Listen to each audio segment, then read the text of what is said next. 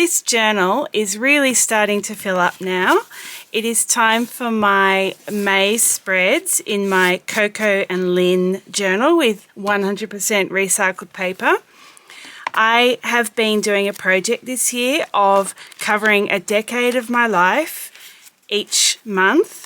And May is the 5th month, so that is my ages 40 to 50, and I have just celebrated my 50th birthday. It was on Tuesday the 6th of May, and I had an amazing weekend with my girlies at Lady Elliot Island, which is the southernmost island on the Great Barrier Reef in Queensland, Australia. So lots of snorkeling and sunshine, and it was just lovely. So I will share some photos of that during this video, and today I am going to show you my May spreads starting here. So I wonder what could possibly have inspired the theme for this month.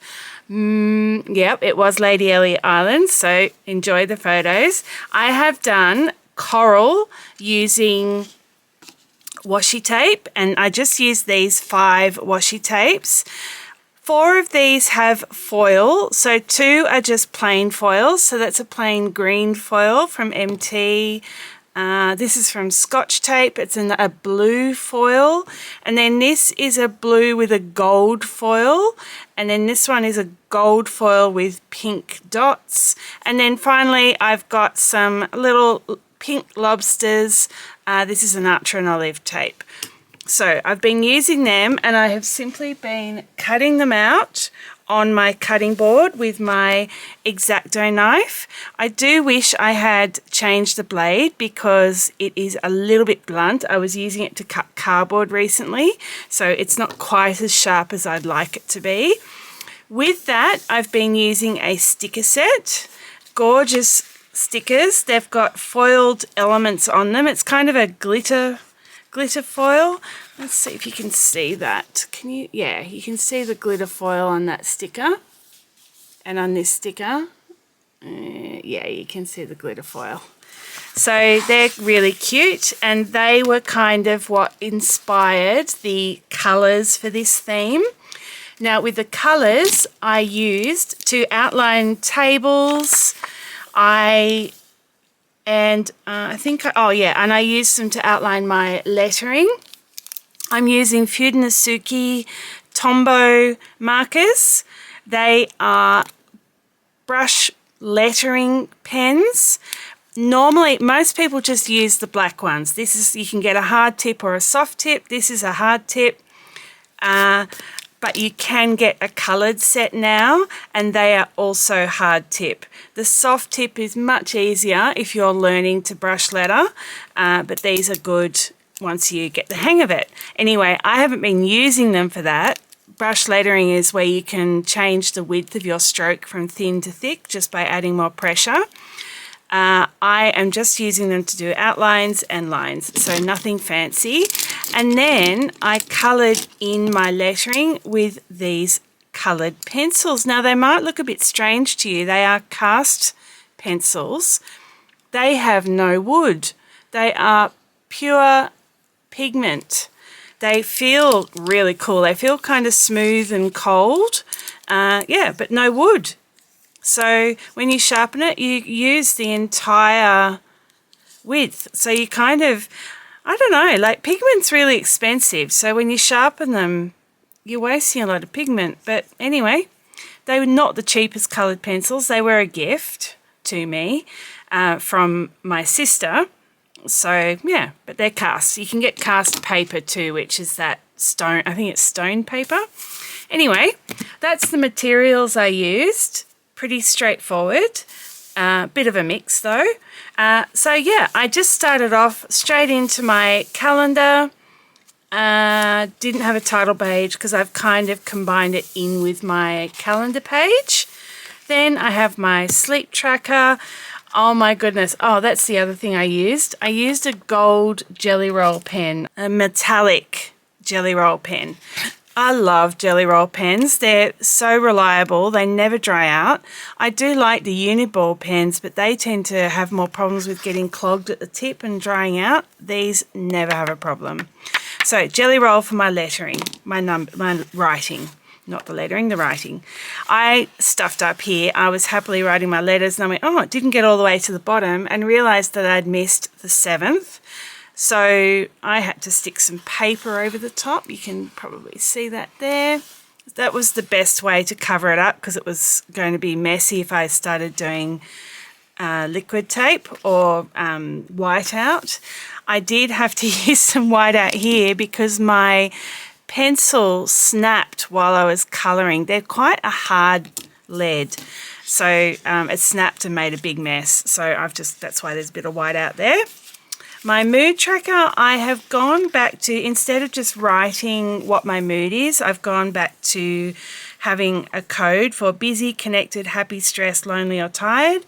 If I am, say, stressed, then I will have an up arrow in the stress. But if I'm particularly feeling laid back and really relaxed, then it would have a down arrow. Same with connected. If I'm feeling really connected, up arrow. If I'm feeling particularly disconnected from people, it'd be a down arrow. So that's what'll go there alongside my number report for my mood. Then I've got my exercise tracker. This is actually just a steps tracker, bit like just writing down how many steps I do a day. Last month I really didn't, I've still got to fill in my road trip. I really didn't use my exercise tracker very much, which is why I've left it off. I am feeling motivated, so if I do start doing exercise, I think what I'm going to do is just put a note here to look back at last month, and I'll fill in this because it's there. I haven't used it. I may as well use it. I can just draw a line and say, this is May, fill it in.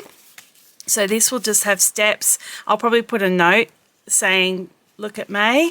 Then my task tracker using my Alistair method, which is just noting what day of the week you did the task. I actually usually, because it's for the whole month, I usually just put the date. So say I did it on the 8th, I will write an 8th under the day of the week that it was on. Then my gratitude tracker, writing gratitude every day. I have put a gold box around my birthday, special day. And then I've got my liquids tracker. I'm loving all this colour. Like I haven't, like it's complete opposite of last month, which was very earthy tones. And then this month it's all colour. Then I'm doing a 50th birthday spread. As you can imagine, this spread will just have a whole lot of stuff for my 50th birthday. So it'll have photos. Yeah, I've got a really funny photo with wearing this tiara. My friend made me wear it on the plane up to Lady Elliot Island. It's funny, she had a great time. So yeah, I'll have photos there from Lady Elliot Island. And then I've got my photo spreads because, as I said, I'm continuing what I've done all year and putting photos in. This is for 40 to 50, the last 10 years. And I have done so much in the last 10 years. I was married and he was really, like, he just wanted to be out all the time. So it's full of outdoors activities. But yeah, photo spreads. And then my dailies will go here, so 1 to 5, and then a few photos at the bottom with a bit of washi tape and a sticker. And it's the same for my other daily diary entries. They are like this, very much a diary entry, just noting down things that happened. It might be like how I'm feeling. It could just be what happened. It's anything really. It's a little bit stream of consciousness in terms of how I write it. But I do kind of note down things that happen because I've got a shocking memory. So that helps. And then I will have another photo spread here. I haven't quite finished. Here's some more photos here. So yeah, I'll add those in a spread, and I will have, like I did on this page, here. And I've got another one here. I'll have a tip in. So just using washi tape either side of a piece of paper. I have done, depending on how many photos I end up having, I have done double tip ins. So you'll see here, it's actually a double tip in. So I may do that if I have that many photos that I need to put in. So that'll be one more page there for the photo spread with the tip in, and then it'll be June, and that'll be the last month in this journal. It always surprises me how quickly the journal just ends, and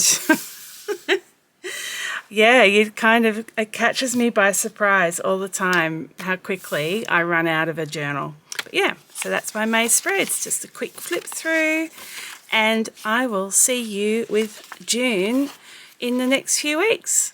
See ya.